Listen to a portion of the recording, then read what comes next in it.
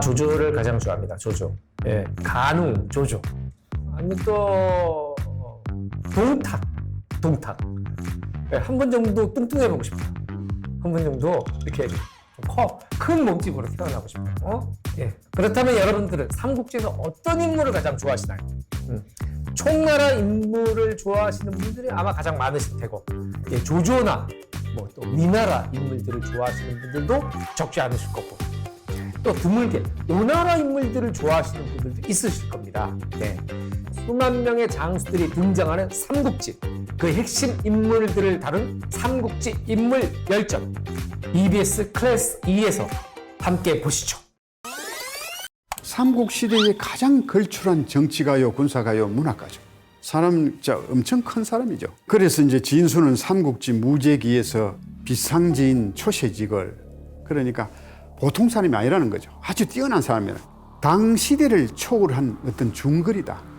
아주 뛰어난 사람이다. 이렇게 평가를 했어요. 삼국지에 보면은 여러 군웅들의 그 외모에 대한 기록들이 많이 나옵니다. 그런데 조조에 대한 기록은 거의 없어요. 왜 그러냐 하면 그 이유가 조조가 인물이 굉장히 없었다 그래요. 대만의 어떤 연구가는 조조의 모습을 이렇게 이야기를 해요.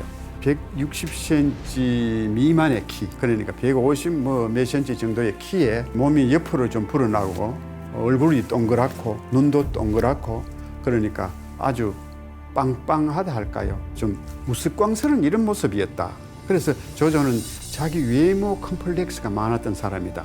외모 컴플렉스가 많았기 때문에 남보다 더 많은 이제 활동을 하고 더 많은 노력을 하고 이렇게 해서 성공을 했다는, 그렇게 보는 연구가도 있죠. 그런데 조조는 좀 더 분석해 보면 어떻습니까? 전형적인 이중인격자죠. 극단적인 에고이스트인 반면에 또 상상도 못할 관대한 면을 동시에 가지고 있었죠. 그 얘가 그 여백사 사건이죠. 내가 세상 사람을 버릴지언정 세상 사람이 나를 버리게 할 수는 없다. 자기를 도와주는 여백사를 죽여놓고 한 말이죠.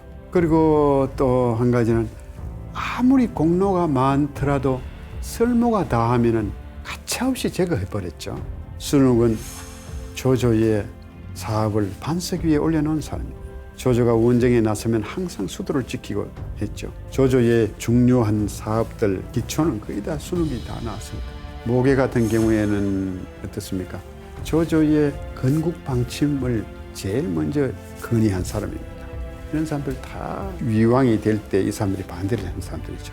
이 사람들을 다 감옥에도 가두고 나중에 스스로 죽게 만들고 이렇게 하죠. 그런 반면에 또 이득이 되기만 하면은 아들을 죽이고 조카를 죽이고 신복을 죽인 원수라도 또 자기 사람으로 받아들였죠.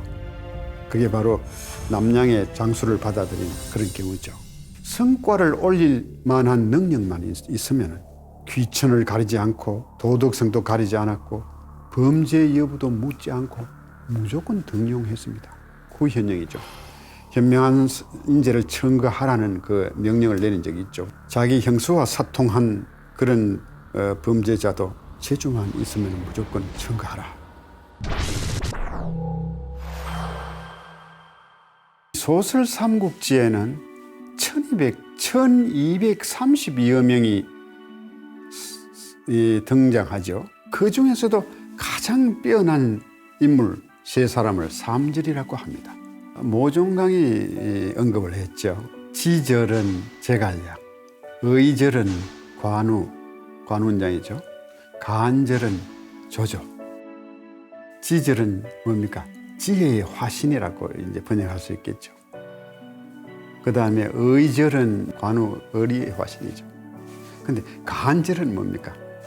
간사함이 극치를 할까요? 근데 역대로 그러니까 뭡니까? 조조는 간절 조조라는 이름으로 이제 계속 이제 내려왔죠. 아주 좋지 못한 평가가 지속되었습니다. 그런데 현대에 와서 조조를 대개가 다 이제 조조를 선호하게 됐죠. 그런 사람들에게 되물어볼 이런 문제가 있습니다. 어떤 문제냐 하면 과연 조조는 사랑받는 지도자였는가? 아니면은 두려워한 지도자였는가? 조조 옹호론자들은 뭐라고 하는가 하면은 조조가 전란을 조기 종식시켰기 때문에 민중의 고통을 덜어주었다, 이런 주장을 많이 합니다. 결과론적인 이제 평가죠. 결과론적인 평가. 그럼 반문해 봅시다. 만약에 그걸 옹호하는 당신이, 조조를 옹호하는 당신이 그 전란 조기 종식을 할 때 그때 희생되어야 할 당자였다면, 대상자였다면 그래도 동의하겠느냐는 거죠. 그걸 한번 물어볼 필요가 있다는 거죠. 유비는 백성들을 사랑했고 손군은 부하들을 아꼈습니다. 조조는 백성과 부하들을 필요에 따라서 부푼다로도 했어요. 정욱 같은 사람은 그래서 굉장히 조조를 두려워했습니다. 사마이도 조조라는 인간을 굉장히 두려워했어요. 정욱과 사마이 같은 사람은 사람을 꿰뚫어 보는 능력이 굉장한 사람들이잖아요. 그 사람들 굉장히 두려워했어요.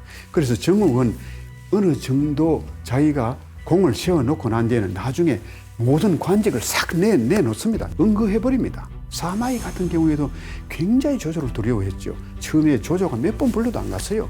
중풍 들었다고 들어 누워 있고 이랬어요. 나중에 조조가 그걸 간파하고는 무조건 잡아와라, 묶고 와라 이래가지고 만약에 안 오려고 하거든 묶어서 끌고 와라.